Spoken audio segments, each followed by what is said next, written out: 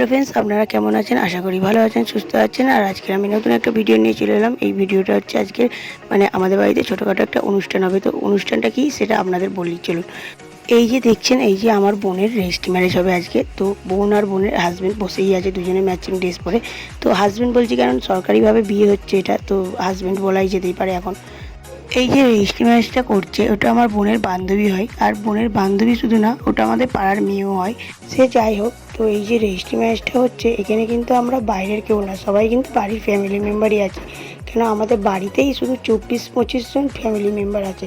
তো সেটা আমাদের বিয়ে হয়ে গেছে যেহেতু আমরা বাদ দিয়ে, তো শুধু বাড়ির লোক 24-25 জন আছে। তো সেই জন্য তো বাইরের লোক অল্প একটু কিছু আছে। তো ছেলের বাড়ির কয়েকজন আছে, আর বোনের আর ওর বন্ধুবান্ধব কয়েকজন আছে। এছাড়া সব আমরা বাড়ির ফ্যামিলি মেম্বারই আছি। আর এখানে রিলেটিভ বলতে ক্লোজ একদম কয়েকজনকে বলা হয়েছে, এছাড়া কোনো আত্মীয় স্বজন সেরকমভাবে বলা হয়নি। আর এই যে দেখছেন, এবারে একটু কেক কাটা হবে। তো একটু সব কিছুর পরে একটু কেকটা না কাটা হলে ঠিক হয় না। তো চলুন, এই যে এটার মধ্যে লিখে দেওয়া হয়েছে রিয়াঙ্কা আর প্রভাত। তো এই কেকের ওদের নাম লেখানো হয়েছে। তো এখন কেক কাটা হবে।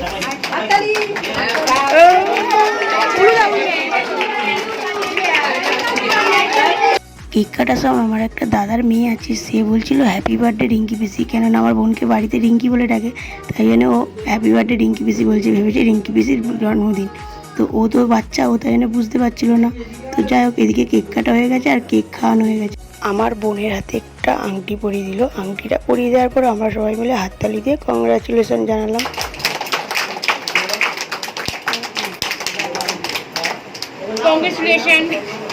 অসংখ্য শুভেচ্ছা। দুজনে খুব ভালো থাকুক। জড়িটা কিন্তু মানিয়েছে। এই যে দেখুন, এবারে আমি উপরে চলে এসেছি। তো উপরে খাওয়া দাওয়ার ব্যবস্থা করা হয়েছে।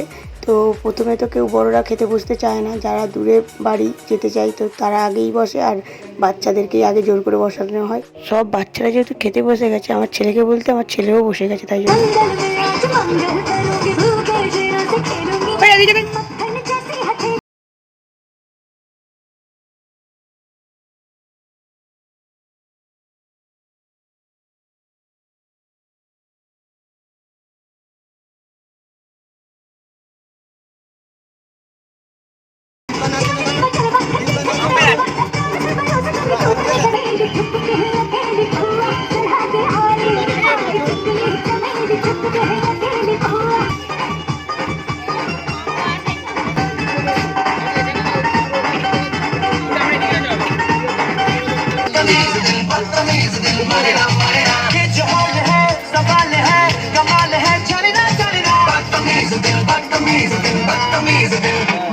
বাচ্চাদের খাওয়া দাওয়া হয়ে যাওয়ার পর বাচ্চারা নাচানাচি করতে শুরু করে দিয়েছে, আর এদিকে খাওয়া দাওয়া চলছে আবার।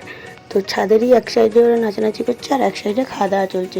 নিজেদের বাড়ির অনুষ্ঠান হলে যেটা হয়, আমি ভালো করে ক্যামেরা করতে পারলাম না, আর আমার বরকে তো ক্যামেরা বন্দি একদমই করতে পারলাম না, কেননা ও এতটাই কাজে ব্যস্ত, আমি ভালো করে ওকে ক্যামেরা বন্দি করতে পারলাম না। ও অনেকটাই দায়িত্বতে ছিল কাজের, তো তাই জন্য আমি আর ওকে ক্যামেরা করতে পারিনি। আমরা এই যে খাচ্ছি, এই সবাই বাদবাকি সব লাস্ট খাচ্ছি, এটাই লাস্ট ব্যাচ। আর আমার বর এখনও খেতে বসেনি, কেননা ও অনেক কাজের দায়িত্বে আছে। আমার বাপি ওকে এই দিকটা খাওয়া দাওয়ার দিকটা পুরো সামলে নিতে বলেছে, তো ওকেই দায়িত্ব দিয়েছে।